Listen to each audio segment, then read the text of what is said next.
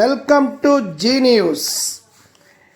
58వ జాతీయ గ్రంథాలయ వారోత్సవాల్లో భాగంగా మార్కాపురం గ్రంథాలయ ఇన్ఛార్జి డివి సుబ్బారెడ్డి ఆధ్వర్యంలో సోమవారం వివిధ కళాశాలల విద్యార్థులకు క్విజ్ పోటీలు నిర్వహించారు.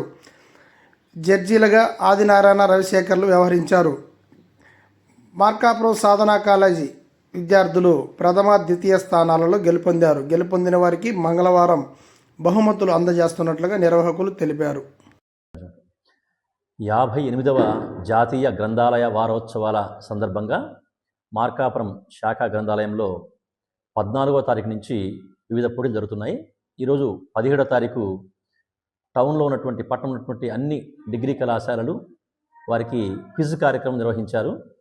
ఈ క్విజ్ కార్యక్రమానికి 8 కాలేజెస్ వాళ్ళు పార్టిసిపేట్ చేశారు, హాజరయ్యారు.